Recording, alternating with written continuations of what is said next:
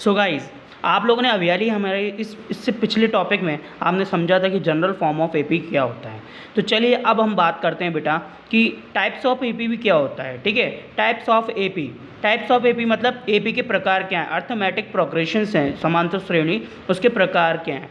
तो बेटा ये दो प्रकार के होते हैं, जिसमें पहला टॉपिक होता है बेटा फाइनाइट एपी और दूसरा होता है इनफाइनाइट एपी। देखो, फाइनाइट एपी वो एपी होती है जिसमें कोई लिमिटेशन होती है। मैंने इससे पिछली वीडियो में या बोलो इससे पिछले टॉपिक में मैंने आपको कुछ एग्जांपल बताए थे एपी के, है ना, जिस एग्जांपल को मैं आज ही आपको रिव्यू करा देता हूँ। जी देखिए, यहाँ पर मैंने ये एग्जांपल दिए गए हैं जिसमें मैंने आपको बताया था बेटा, ये कुछ एपी के बता दिए थे कि A1, 5, 9, 13, 17, 21 से डेड मतलब अनलिमिटेड, मतलब हमें पता ही नहीं है लास्ट टर्म कौन सी है। लेकिन ये दूसरा एग्जांपल है जिसमें मैंने लास्ट टर्म आपको बता दी है, लास्ट टर्म वो क्या है, 100 है। ठीक है, ऐसे ही ये तीसरा वाला देख रहे हैं, तीसरे वाले में आपको नहीं पता, लेकिन चौथे वाले में आपको पता है। तो बेटा जो फाइनाइट एपी जो होती है ना, फाइनाइट एपी वो एपी होती है जिसकी लास्ट टर्म यानी कि जो जिसकी लिमिटेशन हमें पता हो कि हाँ इसकी लास्ट टर्म क्या है, जे है। और टर्म के बारे में आप सभी अच्छे से जानते हैं, जिसे हम कहते हैं पद। ठीक है, तो लास्ट टर्म किसकी है, जैसे कि हम देख पा रहे हैं ये 100 जो इसकी लास्ट टर्म है और एक की है 50। तो ये दोनों एग्जाम्पल कौन हो गए, फाइनाइट एपी के एग्जाम्पल हो गए। ठीक है, और उसके बाद जिसकी लास्ट टर्म नहीं है, जैसे कि यहाँ पे पहली वाली और तीसरे वाले एग्जाम्पल जो है, इन दोनों की लास्ट टर्म नहीं है, तो ये इनफाइनाइट एपी के एग्जाम्पल हैं। बिकॉज इनफाइनाइट एपी वो एपी होती है जिसकी लिमिटेशन नहीं होती है, यानी कि जिसकी हमें लिमिटेशन यानी कि लास्ट टर्म के बारे में नहीं पता होता है।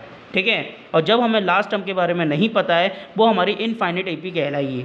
और जिसकी लास्ट टर्म के बारे में हमें पता है, जैसे कि 100 है, जैसे कि 50 है, ये दूसरे और चौथे एग्जांपल में, तो अगर हम इसकी लास्ट टर्म के बारे में जानते हैं तो इसका मतलब ये हुआ कि ये फाइनाइट एपी हुई। ठीक है गाइस, तो आई होप आपको फाइनाइट एपी और इनफाइनाइट एपी अच्छे से समझ में आ गया होगा।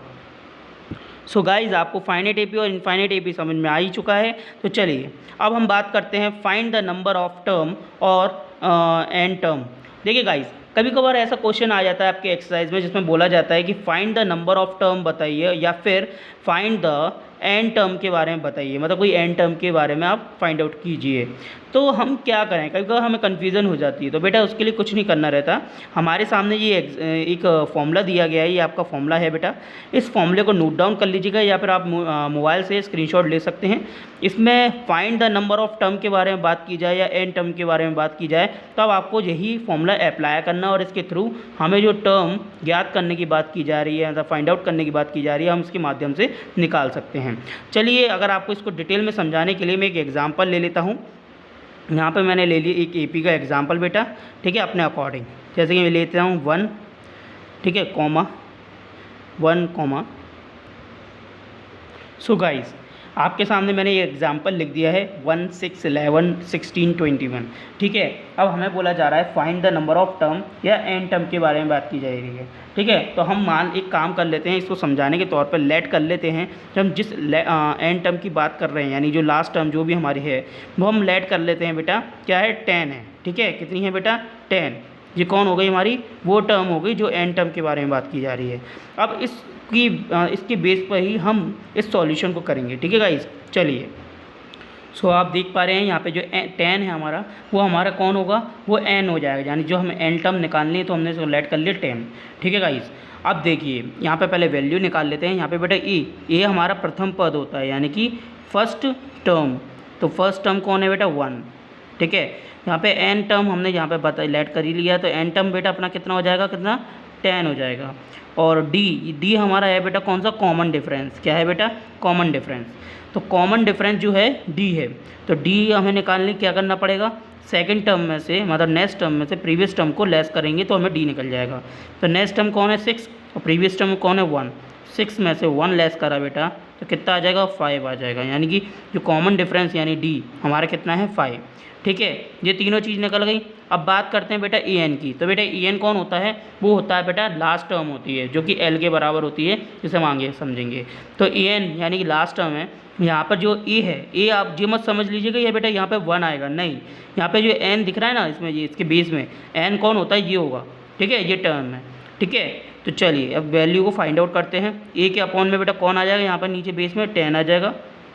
इक्वल लगाइए, ए की जगह पे बेटा 1 रखिए, है ना, प्लस लगाइए, ब्रैकेट में बेटा n कितना हो जाएगा 10 माइनस 1 इक्वल में बेटा मल्टीप्लाई में कौन है डी, डी अपने कितना है बेटा 5। ठीक है, इतनी बात समझ में आ गई। अब यहाँ पर है ना ए टर्म, जो 10वां पद हमें निकालना है बेटा वो यहाँ पर पता चल जाएगा। ठीक है, 1 प्लस 10 में से 1 गए 9 बचेंगे, है ना, मल्टीप्लाई में 5 चल रहा है बेटा, थोड़ा सा पेन प्रॉब्लम हो रही है, कोई इशू नहीं है, अभी ठीक कर लेंगे। 9 5 जा 45, 45 प्लस 1 कितने होता है बेटा 46, कितने होते हैं 46। जो 46 बेटा अपना निकल के आया है ना बेटा, ये 46 कौन हो जाएगा 10वां पद हो जाएगा, जो कि यहाँ पर आएगा। यानी कि हम अगर बात करें यहाँ पर हमसे बोला जा रहा है find the number of term, क्या बात की जा रही है, find the number of term, यानी ये एन टर्म के बारे में बात करी जा रही है। तो हमने वो जो नंबर ऑफ टर्म या एन टर्म को बात की जा रही थी, हमने उसे लेट कर लिया था 10वां पद, यानी कि 10वां टर्म हमें निकालनी थी, 10वां टर्म। तो वो 10वीं टर्म जो है वो हमारी 46 है, भले ही आप इसे काउंट करके देखेंगे 46 ही बैठेगी। ठीक है गाइज, ये पहली टर्म होती है, ये दूसरी टर्म होती है, तीसरी टर्म होती है, इस तरीके से काउंट करेंगे ना ये ऑटोमेटिकली आपको 46 मिल जाएगा। आई होप आपको find the number of term और एन टर्म समझ में आ गया होगा। ठीक है, ये फॉर्मूला इस तरीके से वर्किंग करता है बेटा। अब चलिए अब बात करते हैं नेक्स्ट टॉपिक की तरफ। चलिए, सो गाइज आप सभी देख रहे होंगे ये आपके इंट्रोडक्शन की वीडियो का लास्ट भाग है, जिसमें आपके 2 फॉर्मूले दिए गए हैं, ये लास्ट रह गए हैं। आज ये इसको भी समझा देते हैं। आपके सामने ऐसी कोई कंडीशन कभी अगर आ जाए कि समांतर श्रेणी के पहले n पदों का योग, यानी कि sum of first n terms of AP, कहने का तात्पर्य ये है कि आपको अगर ऐसा कुछ दे दे कि आप पहले 5 पद यानी पहले 5 टर्म्स का आप है ना योग बताइए, मतलब क्या सम बताइए, है ना, sum of first 5 terms of AP, इस तरीके से कोई कंडीशन आ जाती है तो आप क्या करें। ठीक है, तो यहाँ पर मैंने दिया है पहला फॉर्मूला है S=n/2a + के l, जहाँ पर e l है ना, l आपका लास्ट टर्म होता है और a फर्स्ट टर्म होता है। ठीक है, और n कौन होता है, नंबर ऑफ टर्म्स। ठीक है, दूसरा है S=n/2 2a + के n - के 1 मल्टीप्लिकेशन में आएगा d, जहाँ पर d a होता है हमारा फर्स्ट टर्म और d is CD means common difference. So friends आप सब बेसिक तो चीज़ समझ ही गए होंगे। हम पहले नंबर बात करेंगे सेकंड फॉर्मूले की। तो बेटा सेकंड फॉर्मूले को समझने के लिए पहले हमें ये समझना पड़ेगा कि इसे किस तरीके से करें। तो आप लोगों के लिए मैंने एक एग्जांपल दिया है, और ये एक और बात बता दूं बेटा, आप लोगों को कभी भी ऐसा बोला जाए कि वेयर समांतर श्रेणी के पहले n पदों का योग, तो ये पहले n पद यानी स्टार्टिंग के पहले जो भी पद होंगे वो ज्ञात करने की बात कर रहा है। तो हमने इससे पिछले टॉपिक में जब हमने बताया था जो सॉल्व किया, तो जहाँ पर हमारा 10वां पद यानी 10वां पद हमारा कितना आ गया था 46 आया था। तो हम लोग क्या करेंगे, तो हम लोग क्या करते हैं एग्जाम्पल के तौर पे फर्स्ट 10 पद उठा लेते हैं। ठीक है गाइज, इससे आपको समझने में इजी भी होगा। तो चलिए फर्स्ट 10 पद आपका अगर है ना, फर्स्ट 10 पद कौन होंगे जो हमें ज्ञात करने हैं यानी फाइंड आउट करने हैं।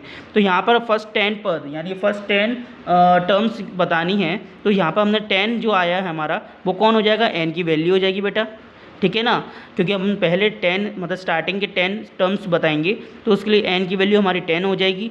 देन a आप सभी जानते हैं इसमें पहला टर्म्स कौन सा है, वो a कहलाता है। तो दूसरी बात है इस फॉर्मूले के अकॉर्डिंग देखें तो यहाँ पर हमें दिख रहा है a हो गया, d हो गया, a हो गया, n हो गया, d means common difference. Next term less कर दीजिए प्रीवियस टर्म को, तो 6 में से 1 गए, कितने बचेंगे बेटा, 6 में से 1 गए 5 बचेंगे। ठीक है, ऐसे करके हमने तीनों कंडीशन निकाल ली। अब इस तीनों वैल्यूज़ को इस फॉर्मूले में एक्टिवेट कर देते हैं, मतलब फिट कर देते हैं। तो चलिए नाउ S=2 में, ठीक है, ऐसे बेटा, ठीक है, n बेटा क्या है 10/2 ब्रैकेट में 2 मल्टीप्लिकेशन में a क्या हो गया 1 प्लस ब्रैकेट में बेटा n कौन हो गया नंबर ऑफ टर्म्स 10 - के 1 मल्टीप्लाई में बेटा कौन आ जाएगा d यानी 5 ब्रैकेट पर। बेटा इसे सॉल्व करते हैं, 10/2 एज इट इज़, 2 × 1 2 प्लस 10 में से 1 गए 9 बचेंगे, मल्टीप्लाई में बेटा 5। ठीक है, 2 × 1 = 2, 2 × 5 = 10, एस इजकल्स टू बेटा 5 आ गया, 5 मल्टीप्लाई में रहेगा क्योंकि बाहर है ये मल्टीप्लाई में। अब देखिए 9 5 जा 45, 45 प्लस 2 कितने होते हैं बेटा, 45 प्लस 2 जी हो जाएंगे 46 47 है ना, 47 हो गए। 5 इंटू 47 करेंगे बेटा कितना आ जाना चाहिए बेटा, कितना आ जाएगा 5 7 जा 35, 5 आ गया। हासिल में अपनी कैसी रहेगी, हासिल आएगी, ठीक है। 5 4 जा 20, ठीक है, 5 4 जा 20, 20 प्लस 3 कितने हो जाएंगे अपने 23, यानी कि 235, ठीक है। तो हमारी जो वैल्यू आई है एस की, यानी कि जो हमारे ना पहले स्टार्टिंग के n पदों का योग हमें निकालने को बोला जा रहा था, वो कितनी आ गई 235। अब इन्होंने बोला कि sum of first n terms, यानी सम ऑफ फर्स्ट 10 टर्म्स, यानी स्टार्टिंग के 10 टर्म्स का अगर योग करें यानी सम करते हैं वो हमारी 235 आएगी। यानी कि अगर मैंने आपसे बोलूँ 1 6 11 इनके बीच में डिफरेंस कितना है 5 का, ऐसे करके 40 तक जा रही हैं, जो कि 46 नंबर का कौन सा टर्म्स है, वो 10 नंबर का टर्म्स है, यानी 10वां टर्म्स, ठीक है। तो ये टोटल अगर इनका कर दें, स्टार्टिंग के 10 टर्म्स का अगर हम टोटल कर दें तो बेटा 235 आएगा, ठीक है। तो ये इस फॉर्मूले के माध्यम से आप निकाल सकते हैं। अब भले ही आपसे 10 टर्म्स की बात करें या भले ही आपसे 95 टर्म्स की बात करें, यानी sum of first 95 terms of AP, भले ही कितनी भी टर्म्स की बात करें, बस आपको कुछ नहीं करना है बेटा, एन की जगह पर वैल्यू रखिए, ए पहचानिए, डी की वैल्यू पहचानिए, अगर नहीं है तो निकालिए और फिर इस फॉर्मूले में फिट कर दीजिए। आप लोग को अगर ये क्वेश्चन जो मैंने समझाया एग्जाम्पल के तौर पे अगर समझ में आ गया होगा तो आप इस क्वेश्चन को अच्छे से समझ सकते हैं और आगे और भी क्वेश्चन आएंगे, आप इसे अच्छे से सॉल्व कर सकते हैं, ठीक है। चलिए अब बात करते हैं पहले वाले फॉर्मूले की। ये तो हमारा दूसरे वाले फॉर्मूले का एक्सप्लेनेशन था। अब पहले वाला फॉर्मूला जो है वो दिया है S equals to n/2 a plus के एल, जहाँ पे एल होता है लास्ट टर्म। अच्छा बेटा, अगर मैं आपसे बोल दिया जाए, कभी कभार होता नहीं है, वैसे दोनों फॉर्मूले तो सेम ही है, बस थोड़ा सा चेंजेस आ जाता है। यहाँ पे कभी कभार बोल दिया जाता है कि लास्ट टर्म निकालिए, क्या निकालिए लास्ट टर्म्स। तो लास्ट टर्म्स क्या होती है अपनी, एल होती है।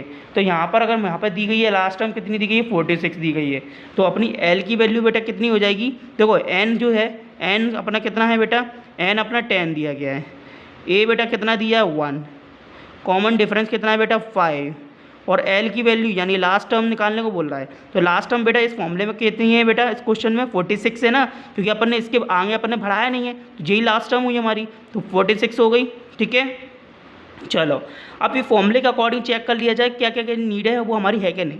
ए की नीड है आ गई, एल की नीड है हो गई, एन की नीड है हो गई, यानी डी का यहाँ पे कोई यूज़ नहीं है, चलो कोई इशू नहीं है, लिखे रहने दीजिए।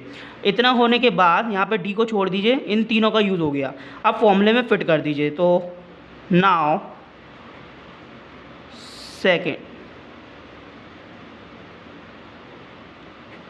ठीक है, सेकंड इसलिए लिख दिया पहचान के लिए। अब स्टार्टिंग करते हैं। तो क्वेश्चन में हमारा फॉर्मूला क्या है बेटा, एस इजकल्स टू में n/2 ब्रैकेट में a प्लस के एल, ठीक है। एस इजकल्स टू में बेटा n कितना है बेटा 10 और 2 आ गया अपॉन में, a कितना है बेटा 1 प्लस एल कितना है बेटा, एल हमारा है 46 आ गया, एल 46 है। अब ध्यान से देखिए बेटा, ठीक है ना, 46 प्लस 1 कितने होते हैं बेटा 10/2 मल्टीप्लाई में 46 प्लस 1 47 आ जाएंगे बेटा, आ जाएंगे। अब उसके बाद 47 आ जाएंगे। अब यहाँ पे देखिए 10 2 1 जा 2 2 5 जा 10, 5 इंटू 47 कर दो बेटा, 5 इंटू 47 कर दोगे तो बेटा 5 इंटू 47 हमारा आ जाएगा 235। तो आप देख पा रहे हैं बेटा, जब हमारे को बोला गया था कि sum of first 10 terms of AP निकालिए, तो हमने निकाला तो तब कितना आंसर आया 235, और जब हमने इसका लास्ट टर्म भी निकाली तब भी कितना आंसर आया बेटा 235। तो इससे आपको जी समझ में आ गया होगा, इन दोनों फॉर्मूलों में ज़्यादा अंतर नहीं है, बस कभी कभार क्वेश्चन में थोड़ा घुमा के बोल दिया जाता है कि लास्ट टर्म्स बताइए, तो आप इस लास्ट टर्म वाले फॉर्मूले को लगा सकते हैं। कभी बोल दिया जाए sum of first 10 term 12 term 15 term 20 terms बोली ऑफ एपी, तो बेटा तब आप इस फॉर्मूले को लगा सकते हैं सेकंड वाले को। आई होप आपको मेरी बात अच्छे से समझ में आ गई होगी। अगर आपको मेरी बात बात अच्छे से समझ में आ चुकी है तो वीडियो को अभी लाइक कीजिएगा और अपनी अटेंडेंस जरूर दीजिएगा और कमेंट सेक्शन में ज़रूर बोलिएगा कि सर आपने जो वीडियोस बनाई हैं उसमें हमें कोई डाउट नहीं है। अगर आपको डाउट नहीं है बेटा तो प्लीज़ अपना वैल्यूएबल कमेंट्स हमें ज़रूर दीजिएगा। और वीडियो में अगर आप पहली बार आए हैं और हमारे चैनल को अभी तक आपने सब्सक्राइब नहीं किया है तो आने वाले डेली अपकमिंग वीडियोज़ के अपडेट्स के लिए आज ही हमारे चैनल को अभी सब्सक्राइब कीजिए। देन उसके बाद आगे और मोर वीडियोज़ देख सकते हैं, मतलब वॉच कर सकते हैं। सो गाइज मिलते हैं नेक्स्ट वीडियो में, तब तक के लिए आप लोगों को good luck. Thank you so much watching the video.